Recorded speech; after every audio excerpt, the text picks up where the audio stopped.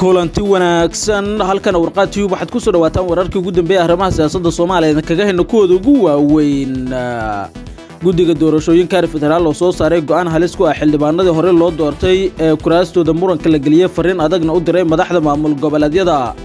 faahfaahin ayaa idinkaga haynaa nuxurka war-saxaafadeed ka soo baxay guddiga maamulka codaynta faahfaahin dheeraad oo laga helay ra'iisul wasaare Roble oo qoraal xasaas ah u diray madaxda maamul goboleedyada Jubbaland iyo Puntland xilli wali bilaabista doorashada golaha shacabka ay ka cagajiidayaan madaxweyne Farmaajo iyo hogaamiyaha Galmudug oo heshiis culus ka gaaray kursiga oo isku sharaxay Yaasiin Faray loolanka kursigaasi oo sii kordhay xilli odayaasha qaar ee lahaa saxiixa kursigan laga hor istaagay Dhuusamareeb gudoomiye hore ee golaha shacabka Professor Jawaare oo si lama filaan looga hor istaagay kursigiisa xildhibaannimo iyo madaxweynaha Koonfur Galbeed oo fulinaya amar uga yimid filla Soomaaliya haddaba maxaa loo sheegay Jawaare yaase lala rabaa kursigu hore ugu fadhiyay Somaliland oo bilowday oo la xoogan oo ictiraaf raadina xilli biixi wafdi wasiir ah arrintan ugu diray Mareykanka iyo Turkiga iyo Imaaraadka Carabta oo heshiis cusub kala saxiixday qodobadaas ayaan ku faahfaahin doonaa warka insha Allah waana khamiis taariikhda ay ku beegan tahay 25 November 2021 daawada nagala qayb qaado faafinta warkan adigoo gaarsiinaya asxaabtaada kuna share gareynaya baraha bulshada oo ku maasan tahay qaybta commentiga haddii aad nagu raabto aragtidaada mar kale kulanti wanaagsan aynu ku bilowno warka warqad tube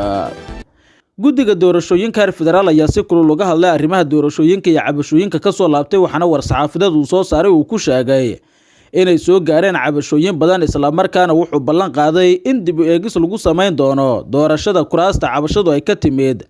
lana baarayo ergeyda iyo sida kuraastaasi loo soo xulay qoraalka ay soo saareen guddiga doorashooyinka ayaa lagu yiri waxa si habsami leh u socda doorashooyinka golaha shacabka Soomaaliya oo soo bilaabmay 1 November 2021 ilaa iyo hadda 10 kursi ayaa doorasho loo galay sida natiijooyinka hordhaca ay tilmaamayaan waxaa kaloo inoo soo dhamaaday kuraasta aqalka sare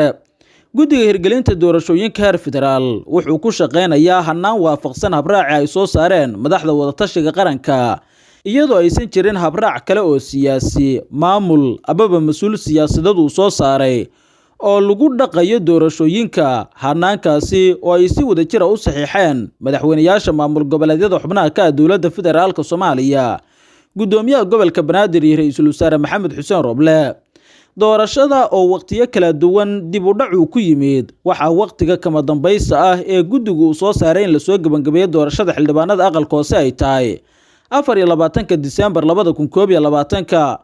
haddaba guddiga oo ilaalinaya hufnaanta iyo shuruucda doorashooyinka waxaan siyaasiyiinta iyo cid kasta oo doonaysa doorashada aanu sheegaynaa in wax kasta oo cabasho oo ka soo baxay kuraasta la soo doortay dib u eegis guddigu uu ku sameynayo doorasho kasta oo aan waafaqsanayn hanaanka loo asteeyay in loo maro guddiga xulista ergeyda iyo ergeyda wax dooranaysa uu noqon doono mid si dhaba loo baaro go'aan guddigu uu ka soo saaro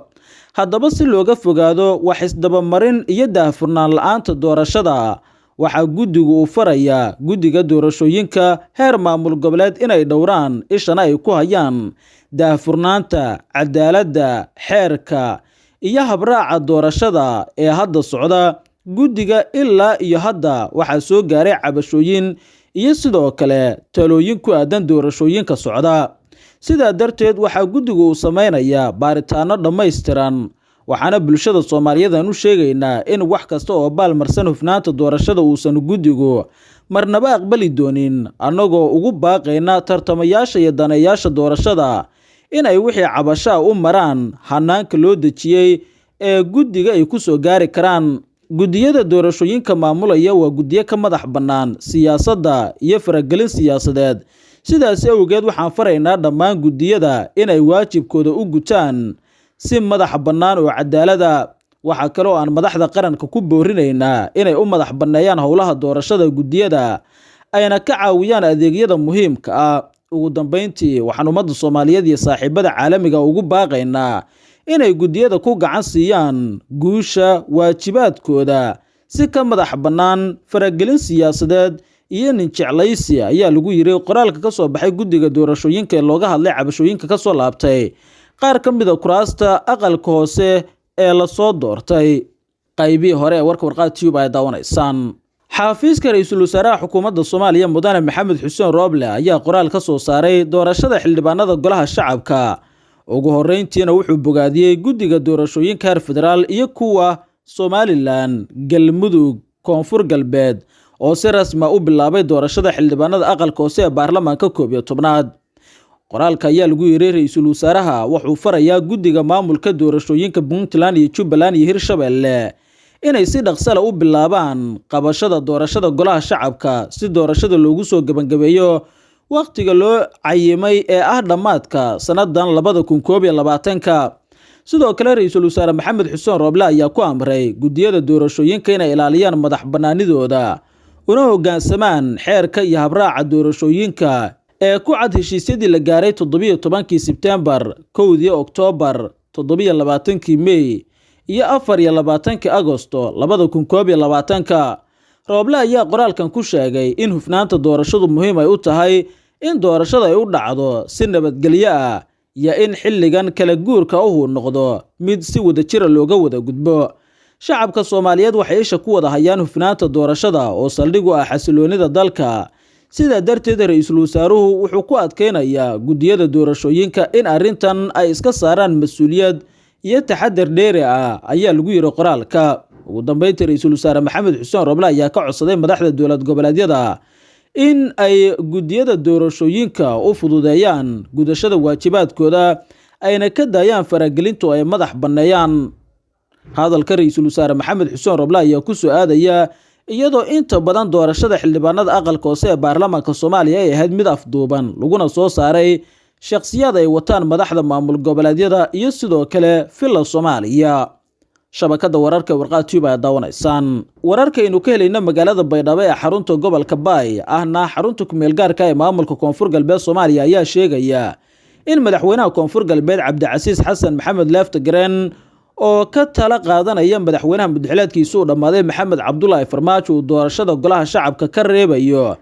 gudoomiye hore ee baarlamaanka Soomaaliya Professor Maxamed Sheekh Cusmaan Jawaari. arrintan oo in muddo ahba soo socotay ayaa ugu dambeyntii soo gaartay in la diiwaan geliyo musharaxiinta kursigaasi tirsigiisu yahay 103 kaas hore ugu fadhiyay Professor Jawaari, waxaana madaxweynaha Koonfur Galbeed uu kursiga u soo sharaxay awoodna ku bixinaya in uu ku soo saaro musharax Maxamed Cali oo ah wasiirka howlaha guud ee Koonfur Galbeed oo saaxiibo dhow ay yihiin sidoo kalena filla Soomaaliya ku xiran. wiilkan dhalinyarada ah ee wasiirka ka ah Koonfur Galbeed Soomaaliya ayaa la siiyay shahaadada diiwaangelinta musharaxnimada, waxaana wararku ay sheegayaan in wiilkan loo boobayo kursigaasi meeshana la doonayo in laga saaro Professor Jawaari oo muddo dheer ka soo tirsanaa baarlamaanka Soomaaliya. Maxamed Sheekh Cusmaan Jawaari ayaa ku sugan magaalada Baydhabo si kursigaasi u raadsado. hase yeeshee waxaa muuqata ififaale ku aadan in madaxweynaha Koonfur Galbeed uu doonayo inuu fuliyo amarka filla Soomaaliya meeshana laga saaro xubinnimada Professor Jawaari ee baarlamaanka Soomaaliya. shabakada wararka warqad ayaa daawanaysaan. mas'uuliyiin ka tirsan Somaliland oo maalmihii ugu dambeeyay ku sugnaa caasimadda dalka Mareykanka ee Washington ayaa kulan la qaatay safiirkii hore ee dowladda Mareykanka u qaabilsanaa gobolka saaxil ee Afrika. wafdiga Somaliland uu hogaaminayo wasiirka arrimaha dibadda Somaliland ayna qayb ka yihiin Marwa Adna Aadan iyo sidoo kale wakiilka Somaliland ee Mareykanka ayaa kala hadlay safiirkii hore dadaalada ictiraaf raadinta Somaliland. ambassadorka ayaa inta badan ka hadla arrimaha quseeya qadiyadda ictiraaf raadinta Somaliland iyo siday Somaliland xaq ugu leedahay inay beesha caalamka aqoonsato, waxaana uu kulankan ku soo dhaweeyay sida wafdigan ay u raadinayaan ictiraafka Somaliland. waan ku faraxsanahay inaan la kulmo wafdi Jamhuuriyadda Somaliland oo booqasho ku jooga Washington, kuwaas oo ay ku jiraan wasiirka arrimaha dibadda, wasiirka hore ee arrimaha dibadda ee Somaliland Dr. Adna Aadan iyo wakiilka Somaliland ee Mareykanka, ayuu yiri ambassadorkan qoraal uu ku soo daabacay bartiisa gaarka ee Twitter-ka. sidoo kale wuxuu sheegay in caalamku uu si weyn ula daahay inuu aqoonsi buuxa siiyo Somaliland oo iyadu ku dooda in ay ka madax banaantahay Soomaaliya inteeda kale. wafdiga ka socda Somaliland ayaa sidoo kale waxa magaalada Washington ay kula kulmeen safiirka hore ee Mareykanka u qaabilsanaa dalalka Guinea iyo sidoo kale Ethiopia. waxaa dhankiisa ay kala hadleen sida Somaliland ay uga go'an tahay